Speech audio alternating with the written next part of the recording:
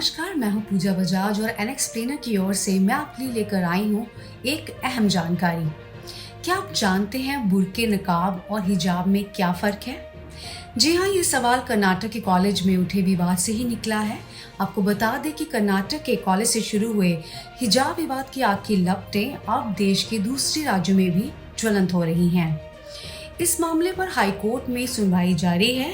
High court ने अंतरिम आदेश दिया है कि जब तक ये मामला सुलझ नहीं जाता तब तक धार्मिक पोशाकों पर रोक रहेगी, फिर वह हिजाब हो या फिर भगवा कपड़ा। हाईकोर्ट के इस आदेश को सुप्रीम कोर्ट में चुनौती दी गई, जिसकी तत्काल सुनवाई से सुप्रीम कोर्ट ने इनकार कर दिया है।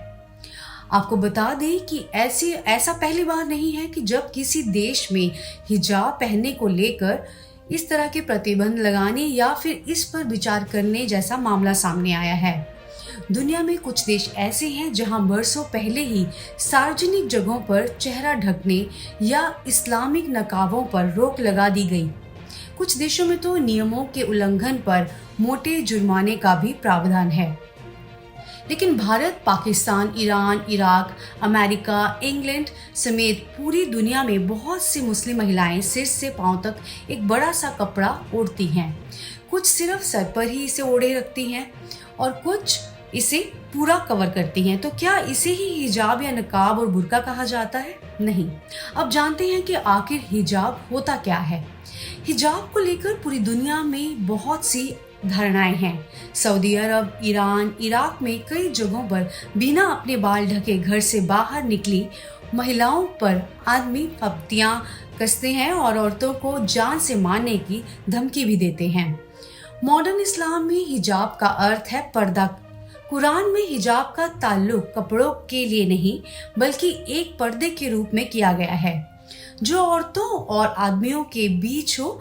इस पर्दे की बात कुरान में मुसलमान आदमियों और औरतों और दोनों को ही शालीन कपड़े पहनने की हिदायत दी गई है। यहाँ कपड़ों के लिए खिमर, जिसे सिर ढकने के लिए, और जिल्बाब, लवादा शब्दों का जिक्र है।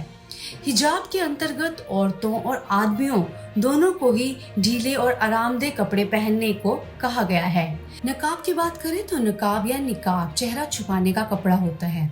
इसमें भी सिर पूरी तरह से ढका हुआ होता है। बता दें कि इस्लाम में सिर्फ सिर और बाल को ढकने पर ज्यादा तवज्जो दी गई है।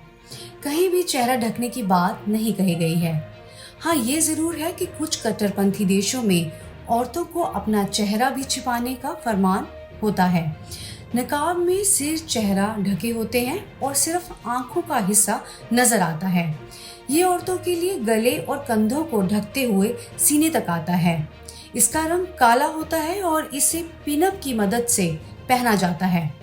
अब बुर्का क्या है? बुर्का पोशाक भारत में अक्सर मुसलमान औरतों को पहने हुए देखा जा सकता है। आप बुर्के को नकाब का अगला स्तर भी कह सकते हैं। मुस्लिम औरतों द्वारा पहने जाने वाले इस काले लवादे जैसी पोशाक को हम बुर्का कहते हैं। जहां नकाब में आंखों के अलावा पूरा चेहरा ढका होता है, बुर्के में आंखें भी ढकी होती हैं। आंखों के स्थान पर या तो एक खिड़की नुमा जाली बनी होती है या कपड़ा हल्का होता है जिससे आर पार दिख सके। इसके साथ ही पूरे शरीर पर एक बिना फिटिंग वाला लबादा होता है। ये अक्सर एक ही रंग का होता है और मुसलमानों में एक और पोशाक भी पहनी जाती है जिसे अल अमीरा कहा जाता है। ये दो कपड़ों के सेट में बंटा होता है। एक कपड़े को टोपी की तरह सिर पर पहना जाता है और दूसरा कपड़ा थोड़ा बड़ा होता है जिसे सिर पर लपेटकर सीने पर ओढ़ा जाता है। बुर्का, नकाब और अल अमीरा के बाद बात करते हैं अबाया की। अबाया भारत में जिस पोशाक को बुर्का कहते हैं वो अबाया होती है। दरअसल मिडिल ईस्ट इसमें इसे अबाया ही कहा गया है।